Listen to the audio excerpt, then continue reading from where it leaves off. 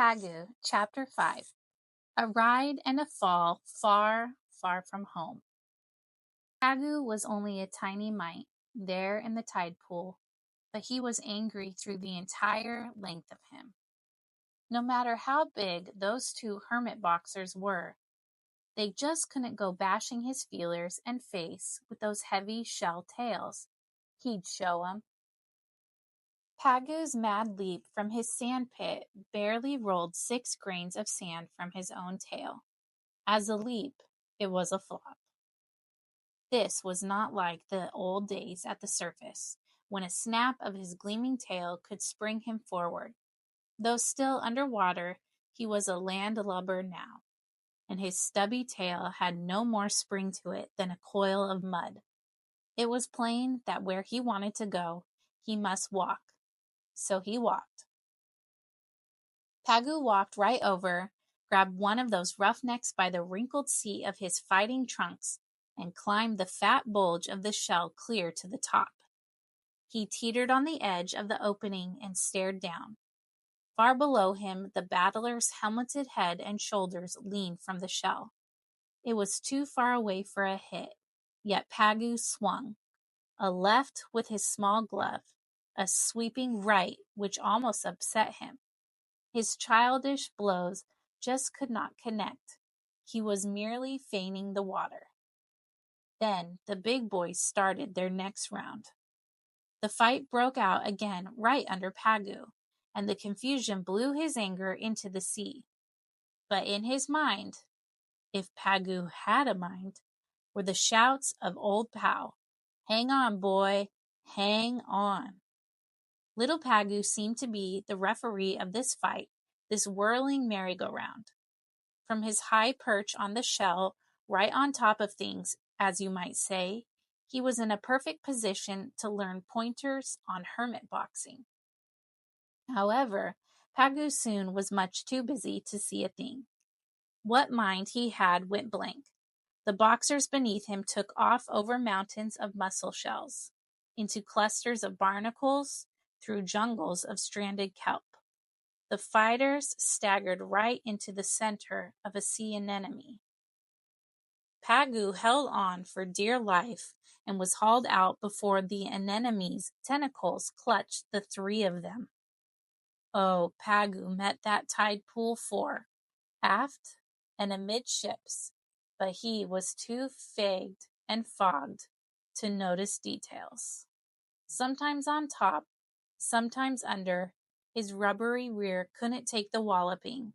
He was so tired, he had to let go and slide off. Pagoo had dismounted in rugged country. He sprawled on his back in a canyon, with cliffs and ridges of mussel shells on either side. A moment ago he had galloped over these very ridges. Now he didn't know them. When you're down in the gullies, the world looks different from the beautiful way it looks when you're riding high. Pagoo rolled himself over. His right claw jerked outward and clicked against a mussel. Getting to his feet, he whisked both feelers over the rounded surface of the shell. Shell?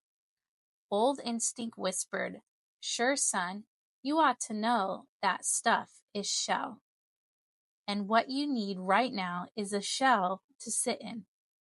You're sort of naked back there. Nature has changed your shape to fit in a shell, so go find one." Yes, a shell was what Pagoo wanted now, more than anything else in the whole world of water.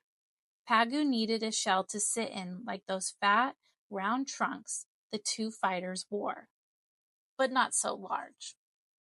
Pagoo needed a small shell. This mussel thing in front of him was a whopper. And where was the way in? He reared back and swung both eye stalks up and up. Why, this was 2 shells clamped together.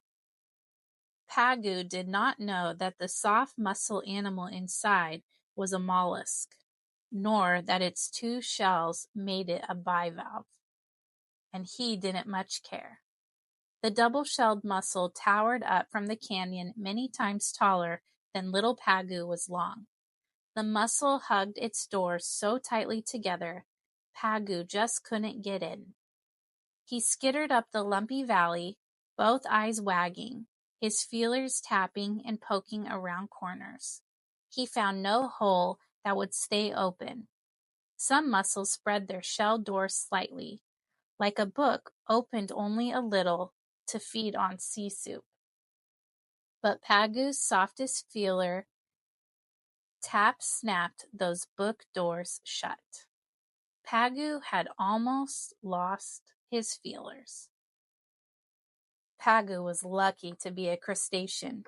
If he had lost a feeler, a leg, or even a claw, he would not have been disabled forever. A new one would grow, bulging under his crust. When he molted again, it would unfold, ready for use. Since Pagoo could not climb into a mussel, he decided to hide between two of them. But there wasn't much chance. These mountain peaks were too close together. Well then, he'd tunnel under somewhere. But he couldn't even get started. He was stopped by nets of cords like jungle roots, horny things thick as silk thread. All these byssus threads fastened each mussel to its rocky base, roped mussel to mussel, sewed up the spaces between. Each mussel had spun its own cables to moor it fast against the violent waves and tides. Pagoo saw one mussel laying a new byssus mooring line.